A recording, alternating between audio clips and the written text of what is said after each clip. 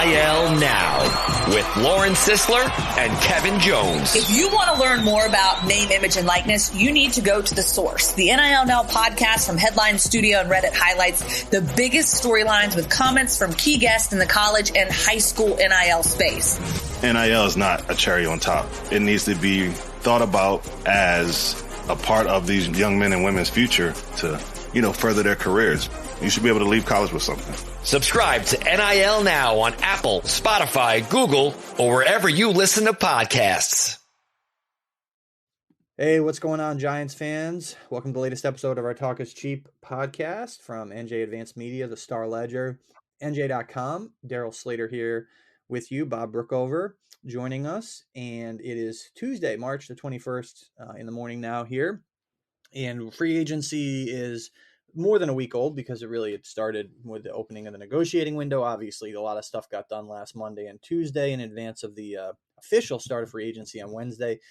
So we're just going to take a look here at where the Giants are at. We previewed free agency before this and talked about their areas of need. Obviously, the Daniel Jones and Saquon Barkley stuff was sorted out by then, but they did quite a bit more. And so we'll go through it. Bob, how you doing? Hey, Daryl, how are you? We're almost through the free agency stage, and soon we'll be looking at the draft. But there's still some free agents lingering out there. Sure, Odell Beckham being the big one, and it sounds like probably more on the Jets' radar than the Giants' radar at this point, even though the Giants, as we'll get to, did not really make any big splash additions to their receiver room. As far as the draft, that, April 27th coming up in a little more than a month here from now, but the Giants, obviously, as everyone knew would be the case, are still going to have roster holes leading into the draft. They were never going to be able to address everything. But let's talk about what they did do and just kind of go through the big moves here. Obviously, the trade for Darren Waller, a third-round pick to the Raiders, that being the pick that they got from the Chiefs in the Kadarius Toney trade. And so they reworked Darren Waller's contract to free up some much-needed cap room. We don't have to get into all the details and nuts and bolts, but essentially it goes from being a 1-year commitment to Darren Waller to a 2-year commitment, which makes sense because you're trading a third-round pick anyway. So they're really hoping he can help their passing game. Do you think he can?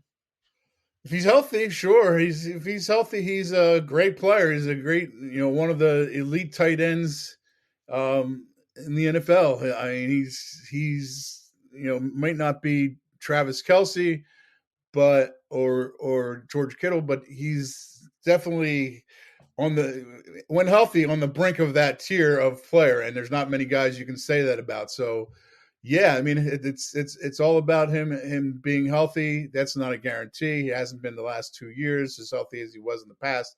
But if you go back and look at the games he was able to play, when he was on the field, even in the last 2 years, he was still an effective player. So, I mean, that's that's a good sign for the Giants, I think, if you just say, hey, as long as he's playing, he's good. And so that's the key now. And, the one thing that would concern me is that the thing that bothered him last year was a hamstring. And sometimes they just don't go away. Kadarius Toney is a great example. He couldn't get on the field because of that hamstring last year until he went to the Chiefs. But he was back on the field at the end of last season, and here was his last 4 games: three catches, 48 yards, and a touchdown; 4 catches, 58 yards; 3 catches, 72 yards, and a touchdown; 2 catches, 35 yards. So, for those 4 games, he was Darren Waller. The Giants got to hope that's the same case next year. Yeah, in 2019 and 2020, those were his breakout years with the Raiders. He had 1145 and 1196 yards. Played basically, but he did play a full season, 16 and 16 games, right? Because they didn't go to 17 until 2021, right? And so then the last 2 years, 11 and 9 games. So he played 20 of 34 total games the past 2 years, which, and his production was, even if you look at it in yards per game, 60 and 43 the last 2 years, down from 71 and 74 the previous 2. So like you said, he's got to stay healthy. He's getting up there a little bit in age. Well, he'll be 31 in the middle of September, essentially when the season starts. But I think this is a move the Giants had to make. And the commitment really, if you look at it, is about 2 years and $24 million now, what they're locked into him for, essentially. The other thing that's encouraging to me, I talked to Mike Mayock and John Gruden. Obviously, they found that they took him off the practice squad in Baltimore. Well, Gruden did. Mayock wasn't there yet, but obviously he played for them and played great for them. But if you talk to both those guys, they just love the character and the work ethic. So those are good signs too that that this is a real good character guy with an incredible story. Overdosed, was on the practice squad, pretty much a forgotten person. He was a 6th-round pick. Picked himself up, realized that after the overdose that, he needed to get his life together, went to a rehab, started working at a vegetable type grocery store. It's a great story. So, when you have somebody like that, obviously it's somebody you say, hey, hope the success comes back. Yeah, a fantastic story with what he's able to do in terms of not just salvaging his career, but turning a career that, really, again, he was a 6th-round pick, and he became a Pro Bowler who made quite a bit of money and had a couple really good years there. And let's see if he can rediscover it. But even if you take out the substance abuse issues he had, he's certainly exceeded expectations as a 6th-round pick. And the Giants are hoping that with this 2-year commitment they made to him, really, and they made a 2-year commitment to Daniel Jones too, that they can get over the hump, get deeper in the playoffs, and just improve this passing game, make it a little more explosive. And they do have Daniel Bellinger, who flashed at times last year, but look, he was a 4th-round pick. It's not like he lit it up. You need to have more than one tight end, obviously, and they needed more dynamic play there. And really, Waller is essentially a receiver. He can be a prolific receiving tight end, and so that's where maybe Joe Schoen looks at it, and he talked about, we don't need to add a number 1 receiver. Like, okay, but you need to have someone who develops into your most reliable pass catcher and puts up good numbers, right? I mean, and presumably Waller can do that. Super Bowl champion Chiefs proved Yep. It doesn't have to be a wide receiver. Yep. Gruden was funny because his great quote was, "I call them jokers because they go good with any hand. You can use 3 of spades, 3 of diamonds, Queen of hearts. It doesn't matter. When you got a joker, you can use them with any hand." That's a great line from a guy who's delivered plenty of good lines and plenty of ill-advised lines over his career. Yeah, well, it's really too bad for, as an aside. John Gruden is pretty damn funny, and obviously he's, with his own dumb things that he did, he's forced himself out of the discourse forever in the NFL. So we won't get to really hear much of those kind of great lines again, presumably, but that is a really good line and some good insight there. People should check out your story that you did talking to Mike Mayock and John Gruden about Darren Waller. And I guess that kind of leads us into the receiver situation. I wrote a little something about it for today. So, like, here's what they've done at receiver. We know Kenny Galladay is gone. We know Kadarius Toney was traded. We know Richie James, who ended the year as their slot receiver, is still a free agent. He's really more of a special teams guy anyway. So here's the broad view of the Giants receiver room right now. They re-signed Darius Slayton and Sterling Shepard, modest contracts, which essentially amount to 1 year. They signed Parris Campbell, 1-year deal, another guy who's had injury issues, flashed a little bit last year.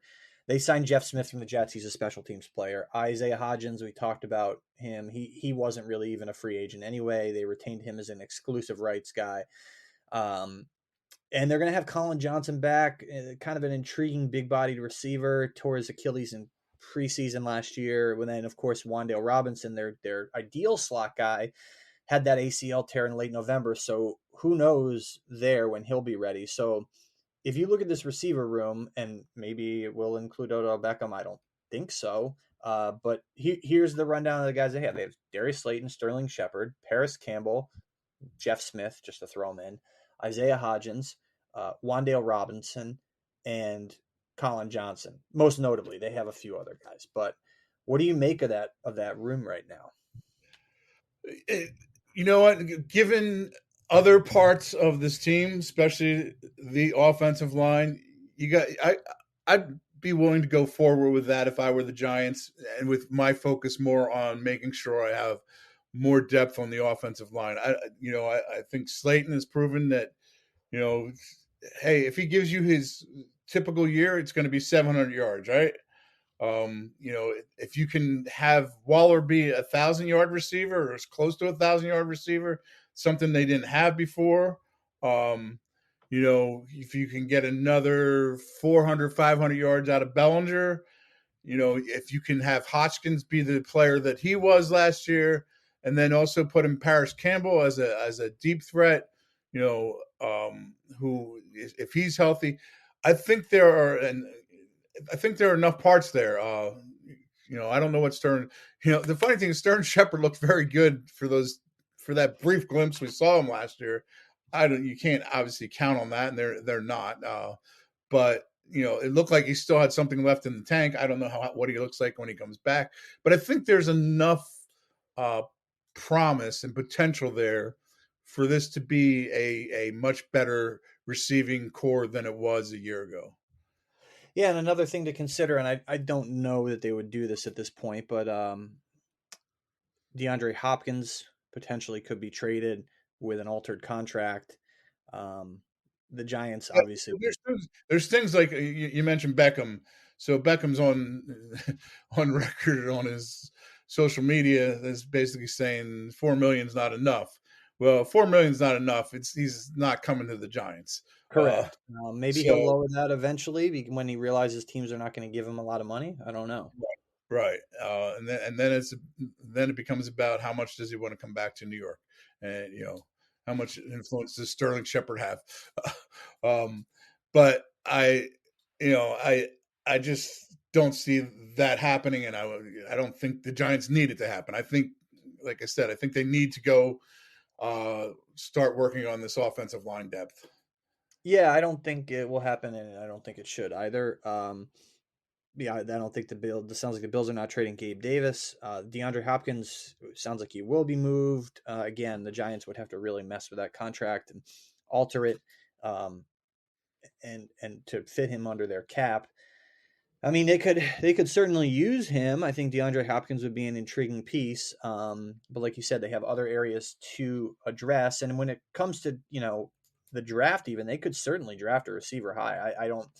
I don't see why they couldn't, because look at for all practical matters. I mean, they're not committed past 2023 to any of these guys. Slayton, Shepard, Darius Slayton, Sterling Shepard, Parris Campbell, Jeff Smith, Colin Johnson, or Isaiah Hodgins. There's no commitment to any of those guys past 2023. Obviously, Wan'Dale Robinson, you drafted him around 2 last year, so you're hoping, you're committed to him probably past 2023, even though the jury's still out on him. And we don't know, when he's going to be ready. So they're probably depending at this point on Sterling Shepard playing in the slot to start the year, all things considered. But really, right now, the Giants have 1, 2, 3, 4, 5.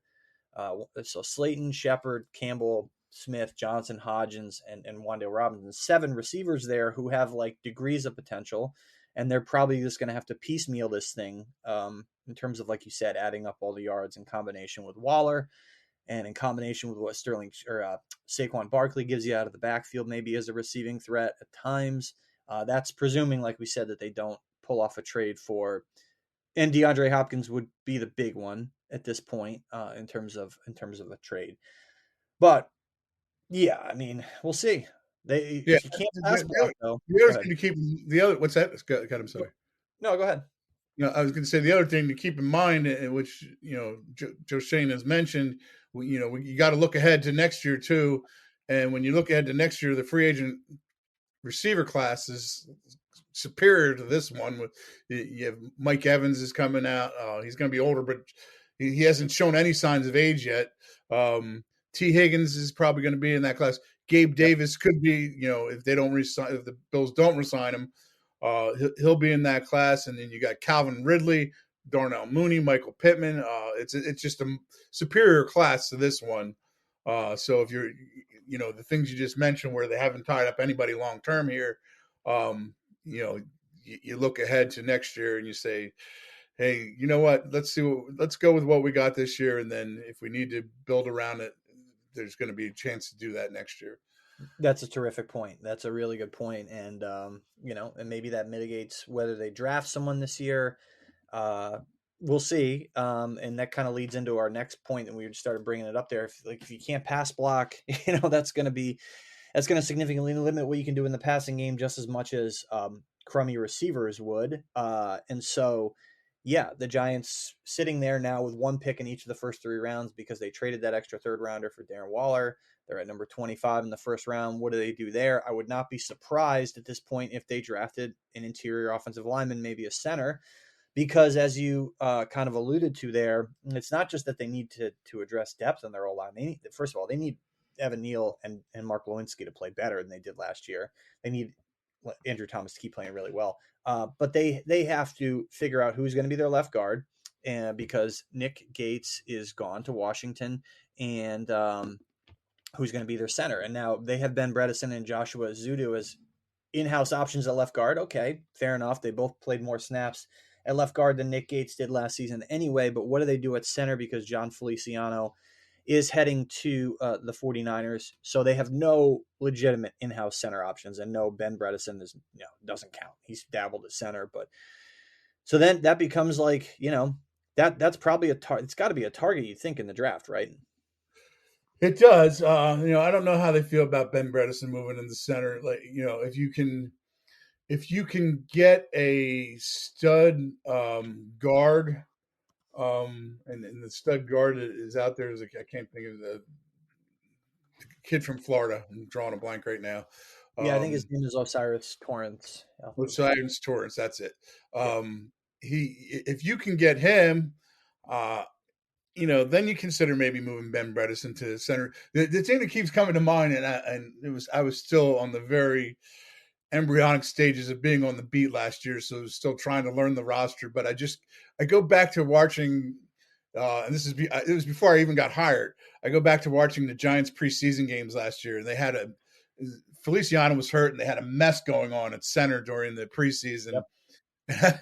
And I just remember watching. I was like, job's not as easy as it seems, because they didn't have anybody that could snap the ball. I mean, you forget about how important just the exchange of the ball to the quarterback is, and they were struggling with that part of the game in the preseason last year. So it's so important that they find somebody good and competent to, Feliciano might not have been great, but he was competent at that part of it. He was durable, dependable, good guy in the locker room. Was he great? No, by no means. And can you upgrade there? Yes, but it's not. You don't just flick a switch and get somebody that can do it. It's really a huge part of what they need to do right now. For sure. And we talked about the draft at receiver, and just to mention some names, Quentin Johnston from TCU, Jackson Smith Jibba from, I don't know how to say his last name, from Ohio State, Zay Flowers from Boston College, Jordan Addison from USC, and Josh Downs from North Carolina would be your receiver options there. In terms of the rounders, yeah. Go ahead. What's that? They seem to be the first rounders. Yeah, the prominent guys, maybe someone trickles to the second round, but maybe not late to where the Giants are. But in terms of like you mentioned, Osiris Torrance from Florida, really good guard. PFF has him 39th overall. That's a good point. You could maybe put him at left guard, and then maybe Bredesen at center. They need to find some consistency at center. Like Daniel Jones had 4 different centers through 4 years. John Halapio. Daniel Jones had 4 different everything, hasn't he? Yeah. That's so true. Halapio, Nick Gates, then Nick Gates gets hurt, and they go Billy Price, and then John Feliciano. Who, yes, I mean, John did a really nice job in the locker room. Probably exceeded expectations. He wasn't a great player, but good enough. They have to figure out what they're going to do there, because in terms of centers in this draft, the guys you're looking at are Luke Whippler from Ohio State, Joe Tippmann from Wisconsin, and then another Big Ten guy, John Michael Schmitz from Minnesota. So those would be your notable center prospects if you're going to go in that direction.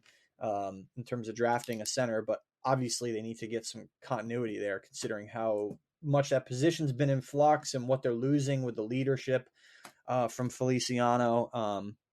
And yeah, it would be a learning curve for a new center, no doubt, but they don't have anyone right there. I mean, and so that's got to be a concern. Like interior O-line has got to be a significant concern right now for Joe Schoen.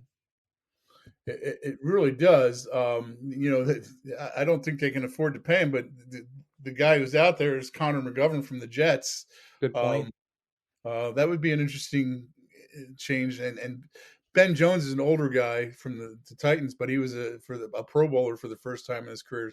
So that there's still those possibilities out there with guys like that. So I mean, it's not completely off the chart that they could go free agent wise to fill the hole. For sure, especially if those guys are willing to take a modest deal. I don't know yet if they're to that point. Ben Jones, perhaps a target for the Jets too, who will, obviously Aaron Rodgers probably heading there. They have to protect him. And so in terms of, you alluded to their flexibility, they currently have 3.7 million in cap space. The Giants do. There's only, 5 teams with less than that, according to Over the Cap. That does not count the Jihad Ward contract. We'll get to that, but that'll be a modest one. That counts all the other ones though. And so, yeah, they have to figure out how they're going to allocate this going forward in terms of the interior line. So we touched on receiver, we touched on the line, and especially the interior line there, and obviously tight end with Darren Waller. What they did at quarterback and running back. I think that kind of sews up the offense, right? Anything we missed there before we switch to defense? I think that's it. Well, we before we switch to defense, we should mention that they also re-signed their punter and their long snapper. They did. So their whole battery's back because Graham Gano's back. They're all 3 of those guys are essentially in contract years this year, even though Jamie Gillen got a 2-year deal, 1-year commitment. So we'll see if they're back as the group, the trio next year in 2024. But they are for 2023. So yep, definitely. And obviously, in terms of the guys they did retain, they retained Matt Breida, their backup running back. And yeah, we don't need to get into that too much, but that's fine enough, I guess. Defensively, they needed to. All right, so we'll just start with the front, and so they needed to get better run defense wise. Even though Dexter Lawrence had an awesome year, Leonard Williams is still a pretty darn good run blocker. We can touch on his contract in a bit, but they did make some interesting moves here. Maybe they bring in Ashawn Robinson as well. That he was visiting yesterday, Monday. And they signed Raheem Nunez Roches, who goes by Nacho, which is kind of a really funny story he shared about why he goes by Nacho. That involves Nacho Ball. Did you see that on the Giants? I saw it. I didn't get a chance to watch it's it yet. Some kind of pun about it's not your ball, not your ball. He seems like a fun guy. He seems like a character. They had to replace Justin Ellis and Nick Williams there, right? So they needed to get some depth and try to stop the run better. Absolutely. I mean, that was it was the great quote from a great 2-word, straight to the point quote from Joe Schoen at the scouting combine. I asked him, I said, Joe, how do you feel about your defensive line depth? And he just looked at me and goes, not good. Yep. And then he followed that up by, basically saying we need to be able to stop the run a lot better. And, obviously his early moves in free agency, pointed toward he backed up his words by trying to do that. You're going to pronounce Bobby O's last name for me, because I'm going to mispronounce it if I try. But getting the linebacker, who I think was 6th or 7th in the league in tackles last year, reportedly very, scouting reports are that he's also very good at tight coverage situations against tight ends and running backs. But so they got him, and then they got Raheem Nacho, and and Ashawn Robinson's still hanging out there. That would be a pretty significant gathering of talent to try to stop the run. For sure. When you also factor in that you already had 2 very good run stoppers in Dexter Lawrence and Leonard Williams. So yeah, and I think it would be crazy to cut Leonard Williams. We'll get to his contract after we review the defense, and we'll talk a little bit about cap space at the end. But this is a win now team. You need to keep Leonard Williams. He can stop the run. He's not a great pass rusher. So you're looking at Leonard Williams, Dexter Lawrence, Raheem Nunez, Roches, Nacho, and maybe Ashawn Robinson. That's a solid front. And maybe the Eagles don't gash them quite as much as they did last year. In terms of inside linebacker, obviously that, and then Jihad Ward, as we alluded to, the outside linebacker, situational pass rusher, he's back on presumably a modest 1-year deal. The cap number is not known yet, which is fine to supplement Kayvon Thibodeau and Azeez Ojulari there on the edge. And I so think that's an area where they could use depth help, especially from a pass rushing perspective, because and then especially when you consider how often Azeez Ojulari wasn't on the field last year. You go back to the Eagles and the Chiefs' ability to rush the passer, and they had ability to run guys in and out, which helped them so much to have that rotational depth. And they've kind of they're working on that in the interior, but I still think they needed outside some better pass rushers. For sure, they blitz a ton. Wink Martindale does, and they just not. But if you look at the metrics, they're not a superb pass rushing team. They don't get home as much as they ought to, considering how often they blitz. They need people other than just Dexter Lawrence to be an effective pressure guy, and that kind of gets into what you said there. They need perhaps another body there. It sounds like. I agree. And so they moving back in the defense to inside linebacker. Obviously, we all know what an insane revolving door that was, and Jared Davis. Gerard, I think it's Jared is how his first name is pronounced. Obviously, a low key re-signing there. We knew that they would probably attack inside linebacker regardless of bringing back Jared Davis, and Darian Beavers we know is back. But the big outside signing for the Giants, and not counting the Waller trade, obviously is, and we'll make sure you tell. It's so Bobby Okereke. So his name used to be like the way he pronounced it for years. And there's an interesting story on the Colts website about this from 2021. His parents are from Nigeria, and for years it went Okereke. Okay, but that's not actually how it is. It's not much different than that. It's Okereke. So Okereke. So you can say Okereke. It's all yours. I'm just going to sit back and listen. I think you just pretend like there's a U in there, an Okereke, Bobby Okereke, or maybe Okereke if you want to just put the word rock in there. But Bobby Okereke, they're the new. I think Bobby O is the way to go. Yeah, he's the new middle linebacker. Obviously, hoping that they can provide some stability. The contract details finally out. It amounts to really $22 million commitment over 2 years, which much less than what the Bears gave Tremaine Edmonds. And so a smart signing, like in terms of what he brings to this defense, if you look at where he was PFF wise, pretty good against the run last year, 12th in run defense at his position, 22nd in coverage. The year before, not as good against the run, 36. And he was 23rd in coverage. He was playing more Will, I think he said when we talked to him, and he moved to more middle last year. So, and he's fast. That's the bottom line. They need to get faster there, and he is. Absolutely, he's fast, and he's obviously a Stanford grad. And if you look at his bio, he's obviously and just from one time speaking with him on the Zoom call, it's very obvious that he's also very smart. So he will be a really important addition to this defense. Absolutely. He'll be the signal caller. He'll be a leader on the defense for sure.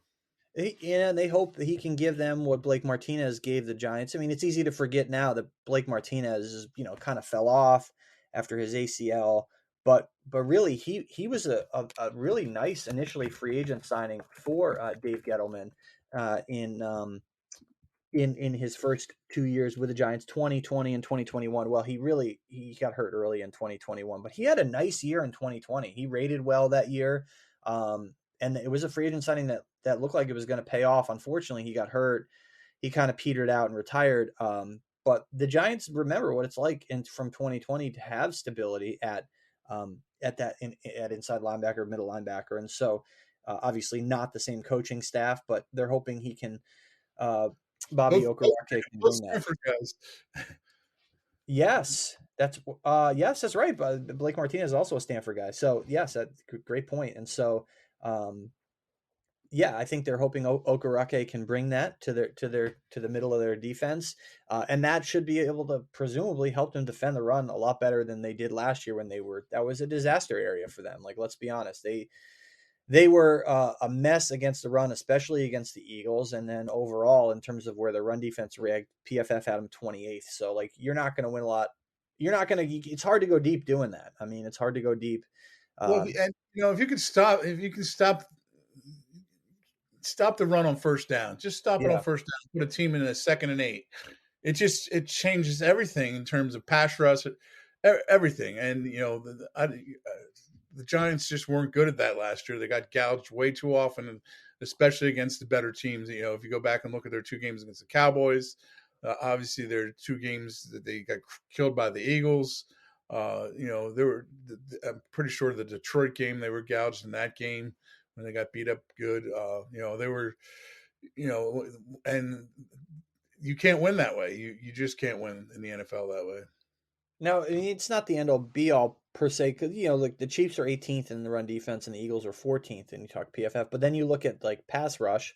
Obviously, those teams are really good pass rush teams. The Giants, again, not as efficient as they should have been. They were 20th in pass rush. So, like you said, if they're able to get teams in longer situations on 2nd and 3rd down, that'll help their pass rush. They just need to be competent as a run defense. And so these additions, Bobby Okereke, Raheem Nunez-Roches will presumably help that. So there are some lingering issues still on this defense as we've moved back from D-line in the front to the inside linebacker spot. Now in the secondary. Okay, so there was, the Giants' main in-house free agents coming into this whole deal were probably Nick Gates as the 5th, but then obviously, so Nick Gates and John Feliciano would know what happened to them. I'm not doing this in order of importance, but Daniel Jones, Saquon Barkley are back. Darius Slayton resigns. And then the last domino to fall, Julian Love to Seattle. So they lose their safety, team leader, a captain. That's to me, they have to figure out what they're going to do there at the safety spot next to Xavier McKinney. Yeah, there was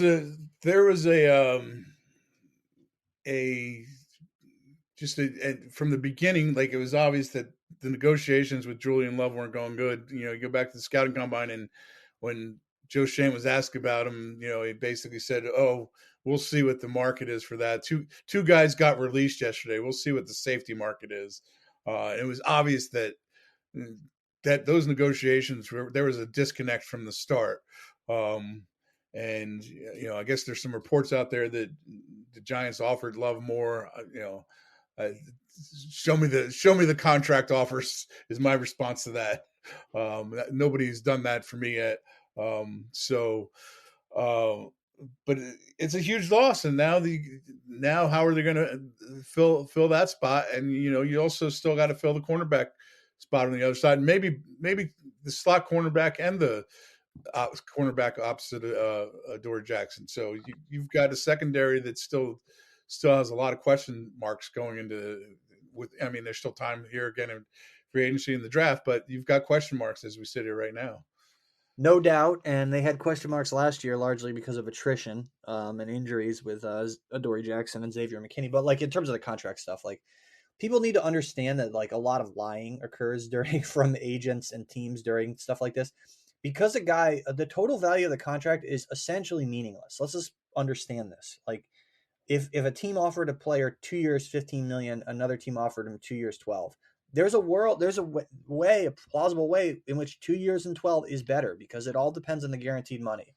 A lot of this stuff is like phony dummy money stuff. Like, let's just understand this. Like Bobby Okereke got a 2-year, $22 million contract from the Giants, period. He did not get whatever the total value of the contract was. Okay. So like Daniel Jones got a 2-year, $82 million contract from the Giants. Okay. So like this whole notion of, did they offer him more? Well, honestly, they probably did not in actuality offer him more, because he made it very clear, he's a smart guy, Julian Love, that he was going to look out financially for his family. And so he's looking at, okay, what is the practical guarantee that I got? And he wound up in Seattle for, I don't know exactly what they gave him, but I'd have to look at that. But so he's gone. I don't think those numbers are out yet. Yeah, I mean, it's 2-year, 12. The numbers are not out. So we'll see what it winds up being. But the bottom line is they need to figure out, is it Jason Pinnock there? Is it Dane Belton, who struggled as the initial replacement for McKinney and was benched in favor of Pinnock? In terms of free agency, Chauncey Gardner-Johnson is off the market, as they say.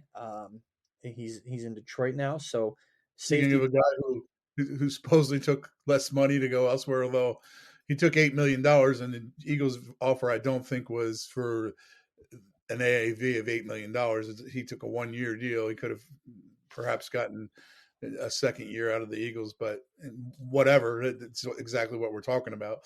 The offers don't always. What's said doesn't always match the truth. Correct. So yeah. So I mean, the devil's in the details. right. With these So contracts. the bottom line for the Giants is they need a safety, and maybe it is Pinnock. They did like the way Jason Pinnock played last year. I know Wink Martindale liked him especially a lot as a blitzing safety, so he used him a lot in that way. Certainly the NFL is filled with guys like Jason Pinnock who, very under the radar guys who come into the league, prove themselves, and become very good players. So I mean, it's possible, and it's also a league of Dane Belton had a rough rookie season, but it's also a league where guys come back their second season and for whatever reason something happened that allows them to be better players. So we'll see what happens there. Yeah, And Julian Love's probably a good example of that. It wasn't until last year that he really became an every down player, and played a lot. So got a chance because they cut Logan Ryan, and so maybe they could address safety in the draft. But again, they only have one pick in each of the first 3 rounds right now. Maybe they trade back and they can pick up another. But their draft capital is not. They can't address all these positions in the draft. So at some point, when they can't spend at every position in free agency, at some point they're going to need to turn to an in-house option at one of these spots that have a hole and try to fill it that way. And so, and you got to remember too, Xavier McKinney, and if he can play better than he did last year and avoid doing foolish things like riding an ATV, he can. He's setting himself up because he was a 2nd-round pick. This is a contract year for him. That he will probably get decent money next year. So they're going to invest at that position next year. So that will be a mitigating factor maybe. And as you move, I think we'll just real quick on slot corner, they drafted Cordell Flott, who has versatility, but it's probably more of a slot guy. Darnay Holmes has been okay, not great. He's entering a contract year. And so what do they do at slot corner? That's more of, I think maybe you can roll with Darnay Holmes or Flott for a year there and then figure it out. But it's not like you have a lockdown guy there. No, you don't. And you've got McLeod in there, so maybe you take all those guys and you say, hey, compete for. We got 3 guys for 2 jobs. So good point. And right now, they're looking at a situation where they just they straight up don't have a number 2 corner right now to play. So they have not invested in that position to play opposite of Dory Jackson, who's entering the final year of his contract. And so Nick McLeod would be an in-house option there. Flott, maybe. Aaron Robinson's another one who's coming back from it. So he was going to be their guy last year there. Wound up playing 2 games, had brutal injury luck. But, had that knee injury early enough that he should be able to come back. But early, he should be ready for week 1, you'd think. So the number 2 cornerback spot remains a question mark, along with the safety spot there. So a lot to sort out in a secondary that went through a lot of change last year, and looks like maybe that's going to be the case again this year. Absolutely, and we know how important the secondary is for an NFL team. We spent a lot of time talking about stopping the run, but if you don't stop the pass, you're in real trouble.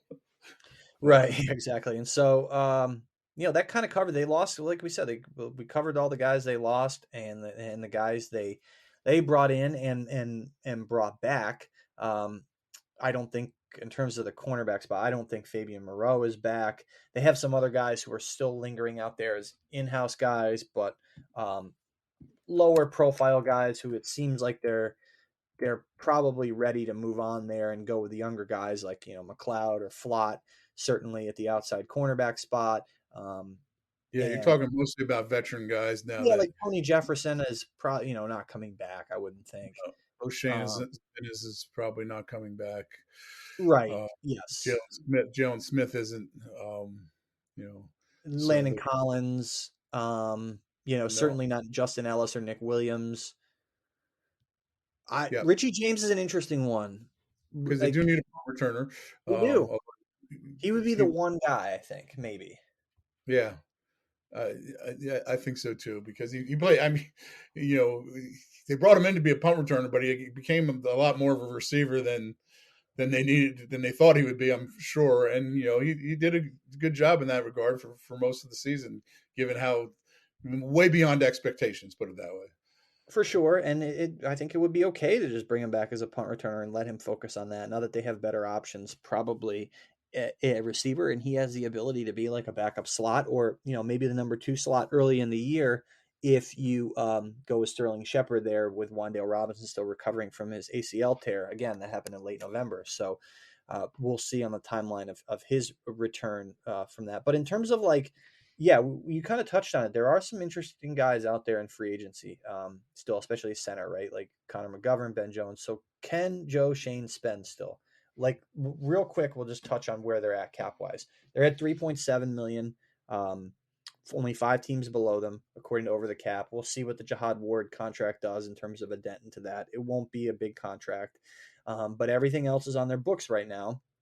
How can they create more cap space? We know they did it with Darren Waller. They reworked his deal, freed up 7.8, and basically took some of his salary, converted it to a signing bonus, lowered his cap hit for this year, and essentially committed to him through 2024. It was previously just a 1-year commitment. But again, when you trade a 3rd-round pick for a guy, you're saying he's going to be on your team for more than a year.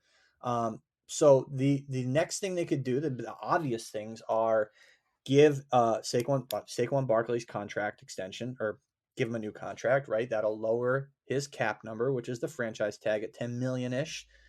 Dexter Lawrence on the 5th-year option at 12 right now. He deserves a new contract, right? That would lower his cap number, and you're going to commit to him anyway. So those would be a couple obvious moves, I think. Yep.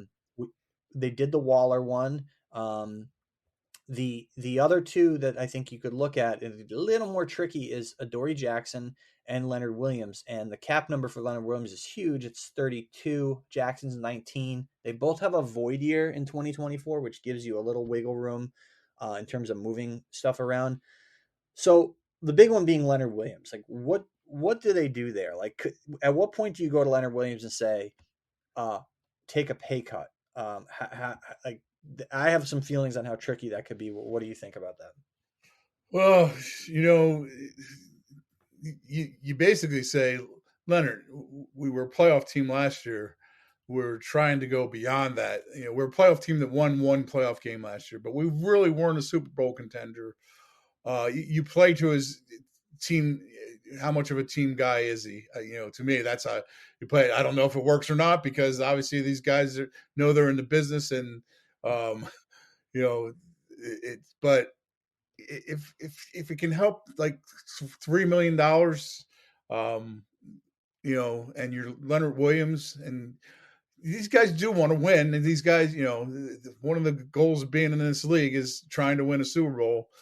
If you can help that without taking too big a financial hit, maybe you can play to that. But I don't know. That's a tough assignment for Joe Schoen right there, and he knows it.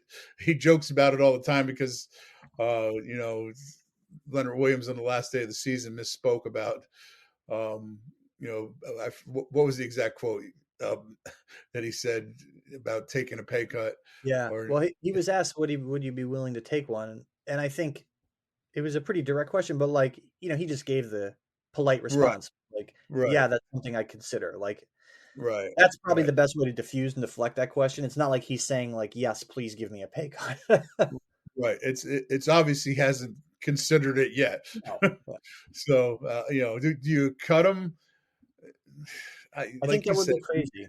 Just straight up cut. He's too good a player to cut. Now, this does become a question. Okay, if you sign an Ashawn Robinson, And, Ashawn Robinson has been a starter in this league, as has Rakeem. As has Nacho. I hate saying three names. So they were both starters last year. So at some point, do you say, hey, you know what? We can get away with having one of these guys be our starter, the other one being our top reserve, and we feel good enough about our younger guys.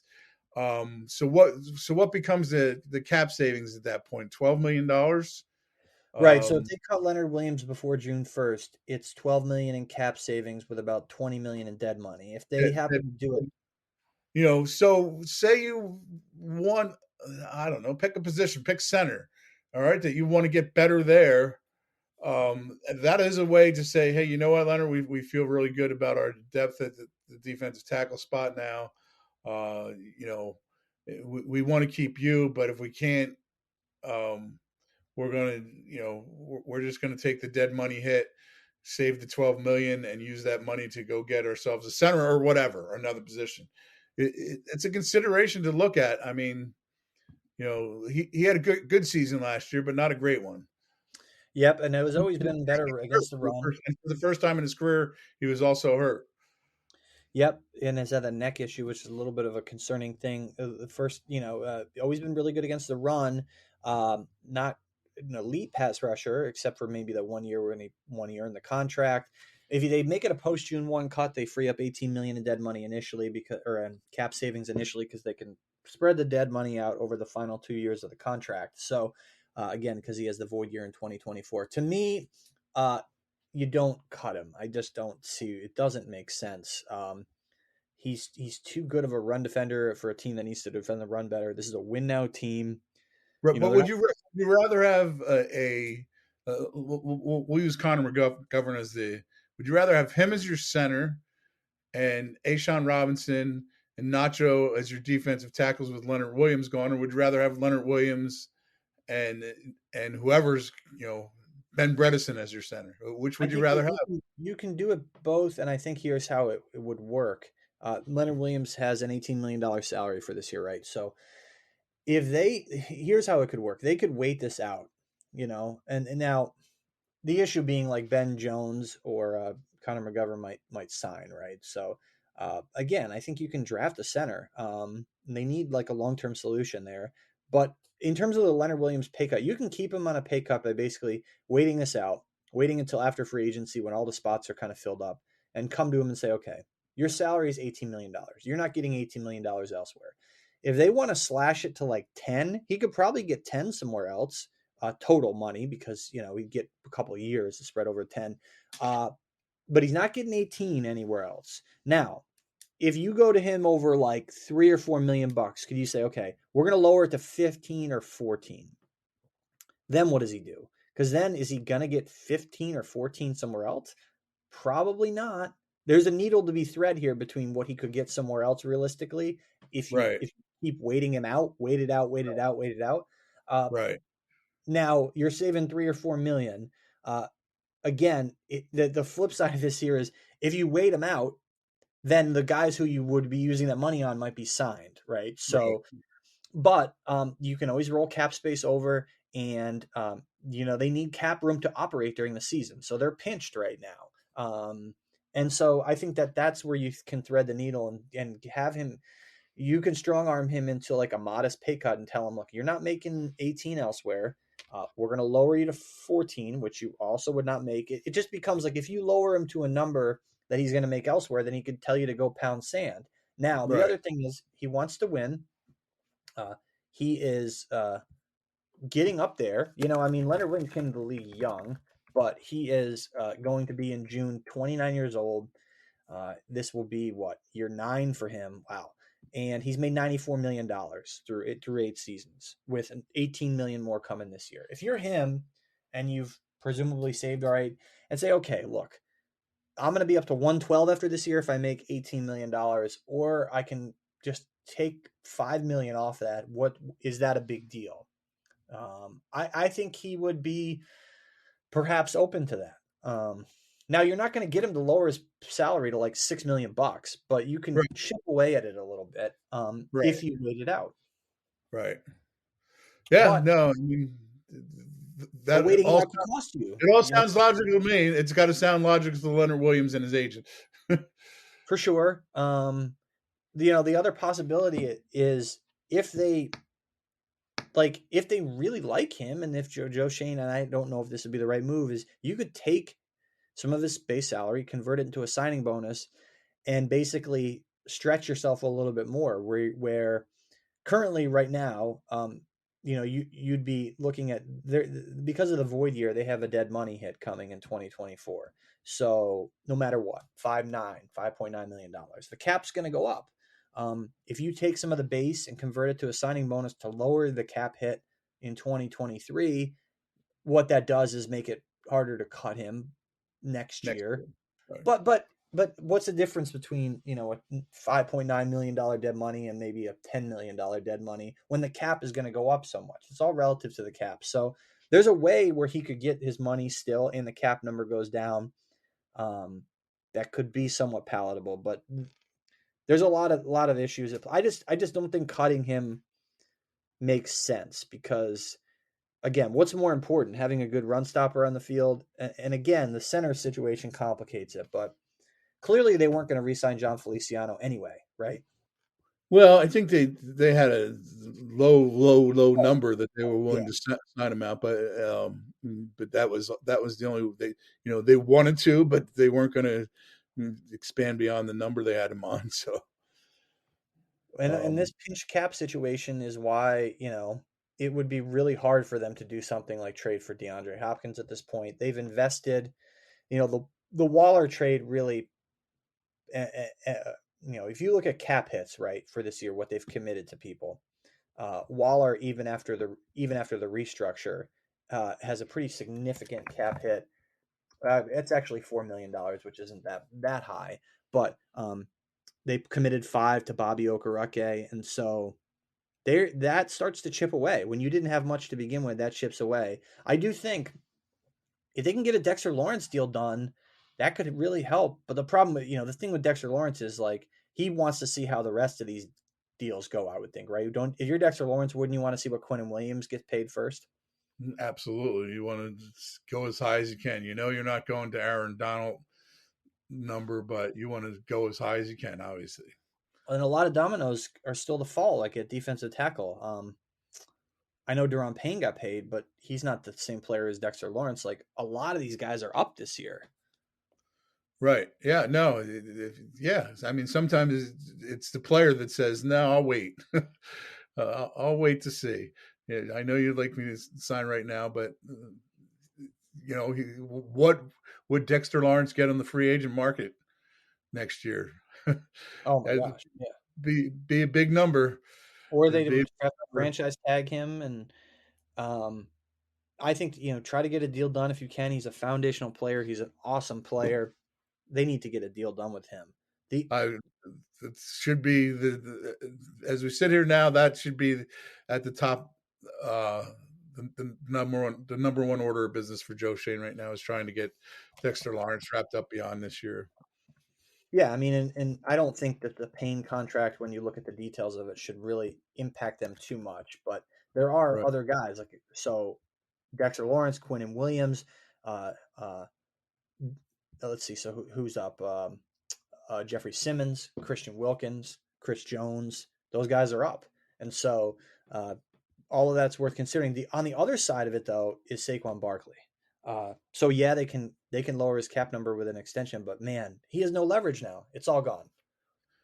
He had the misfortune of being a running back. He's the interesting guy who's out there right now, wants to be traded is Austin Eckler from the Chargers. Saying he's underpaid, and I think he's at like $6 million for the year in the last year of his rookie contract. It's a problem in the league that running backs. And I saw someone suggest they should change the rookie scale for running backs, since they're obviously have the shortest lifespan. You can get them later on. There's so many things working against them.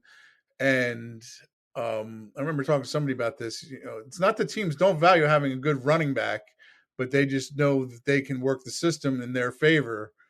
It's an interesting. I kind of like the idea of saying, if you're the NFLPA, saying, "Hey, you know what? Let's do something about how people like Saquon not getting probably their fair market value because of the system. Let's change the rookie pay scale for running backs. He probably be a non-starter for owners, but something should be done. And to your point, no, Saquon has no marketing power, no negotiating power whatsoever right now. And I think, yeah, I mean, like the running back market has cratered. He got tagged, which took away any leverage he had. He really should take what he can get now. Like, would they even be willing to give him 10 million guaranteed? Would they? I mean, even with the tag now, he might be overpaid. And so if you're him, do you just play it out and see? Given his health history, that would be a risk. I mean, In terms of his only leverage is not to sign the tag. right, and because it pinches them, and if he wants to, I could understand. Well, yeah, or just to tell him like I'm gonna play. Yeah, right. If he doesn't sign the tag, he could skip mandatory minicamp. He could skip training camp. He could make it ugly. Eventually, he's gonna have to sign that tag and play on the tag and a prove it year, and maybe he does go out and prove it again. But in terms of the rookie scale you were referring to, I presume that was about the 5th-year option money for running backs. Yeah, something. I don't know. Yeah, I'm not because like smart to know yeah, the, but all of it's slotted on draft slots, so it doesn't. But right now, if you look at the 2020 first round picks, and what a running back would get, like just take for example, Clyde Edwards-Helaire. It was a first round pick. He was the only running back pick in the first round in 2020. The 5th-year option number for him, just based on like, it's anywhere from about $5.5 to $6 million based on the basic option versus playing time. And then it can go up if a guy has made Pro Bowls, but that's pretty low. I mean, Saquon Barkley's 5th-year option last year was what? It was not. It was very. Let me look him up on Spotrac here. But again, I think that's the point that they're getting at, is like these guys are getting really pinched on the option year, and so. And even so right last year he made $7.2 million on the 5th-year option, and this year he's scheduled to make 10 on the tag, and that's having made a Pro Bowl last year on that option, because he did earlier in his career. So yeah, it's not a lot. I don't know how they determine those numbers. I think it's based on average salary values and stuff, but like obviously teams look at the running back position a lot. It's right. not valued, especially when you have a guy who's been hurt. So, Right. how do you see it? We usually kind of wrap this up with a prediction. So do you? Let's look ahead, and we don't have to predict what they're going to do at every spot, but just in terms of the Dexter Lawrence and Saquon Barkley situations, how do you see that unfolding in the coming weeks and months? I think and we could go into the summer with this, but I think they will. By the time they get to training camp, they will both have deals of some sort. That Dexter Lawrence they will find a way to extend him beyond this season and lower his cap number, and they will do the same with Saquon. I'm thinking, if they were offering him 3 and 12.5, which probably wasn't that high when you talked about the real numbers, but maybe he gets a second year out of them and lowers his cap number some. I think they'll both get done, because I think both sides want something done, and that always helps when you got people willing to negotiate with each other. It always helps, and I think that is the case here. Yeah, I think for different reasons here, they need to get it done with Dexter Lawrence. They need to get him locked up. He's going to make big money regardless. Obviously they know that. With Saquon Barkley, on the other hand, I think he needs to take the money when he can get it now. Yes. And I agree. The one guy who was willing to sit it out was Le'Veon Bell, and that did not work out well for him after he did. It did not. And I suppose he could play on the tag for $10 million and try again next year. And they're not going to tag him next year. Obviously, he would, I would think, not tag him, so he could have the ability to hit true free agency. But I don't know. I think you take the money if you're Saquon Barkley, and you just go with it. And Yeah, it's unfortunate for him that he's never really going to ever hit true free agency in the prime of his career because of the 5th-year option, because of the franchise tag, which is why a guy is really better off being a second-round pick than a first-round pick, like Nick Chubb, for instance, and so who's performed better than Barkley, as we've mentioned many times, and who the Giants should have drafted. So yeah, I think that they both get done. I think I agree that they'll probably drag on to the summer, but ultimately that's where they're at. And that kind of covers everything. And the next thing up for us is this weekend, Sunday through really Wednesday-ish, Tuesday. We'll be at the NFL owners meetings, or I guess the NFL annual meeting, it's technically called, out in Phoenix, Scottsdale area. So John Mara, I presume, will be talking at that. Joe Schoen, and definitely Brian Daboll. Likely all three will be speaking. So there will be some news coming out of that, or at least some comments on free agency and all that stuff. And then after that, with the calendar quickly turning to April, wow, and then the draft. But yeah, so what before we wrap up, your biggest question for the Giants brass, any of those three coming up this week, what's the biggest question you want answered? That is answerable, I guess, not something like that they're not going to actually answer.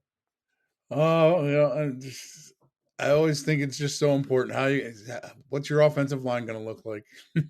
How are you going to make that work? And I'm sure the answer is going to be, we got time. But to me, that's just vital. You got Daniel Jones some weapons. So now you need to have some guys protect him. Yeah. And I guess, that's probably going to be for Joe Schoen. Honestly, like, Brian Daboll doesn't say much. Joe Schoen actually sneakily, he does, like you alluded to earlier, he can be candid at times. He can be pretty good and say what he's really thinking. Obviously, John Mara is a little bit, like he lets the guys make their decisions and he'll make his comments. But I would say for Joe Schoen, my question would be on the other side of the ball, like, how concerned are you about this secondary with the fact that you now have pretty significant holes there at the one safety spot and outside corner? Do you feel good enough about the likes of Jason Pinnock and Dane Belton and Nick McLeod to roll with those guys? So it'll be interesting to hear what he has to say about that. And so, yeah, we'll appreciate everybody joining us, and we will. I don't know when we'll do another one of these. Probably not next week. At some point we'll have a lot of coverage, obviously, off the owners meetings. But certainly by the middle of April, we'll have another one of these leading into the draft. And so in the meantime, please subscribe, like, rate, review on all your podcasting platforms. We really appreciate everybody listening, and have a great rest of your week as the weather gets a little warmer here, at least in New Jersey. And be sure to check our stuff on NJ.com/Giants, as we will have plenty of dispatches from out there in Arizona coming up starting really Sunday. So have a great week. Take care, everyone, and thank you for listening.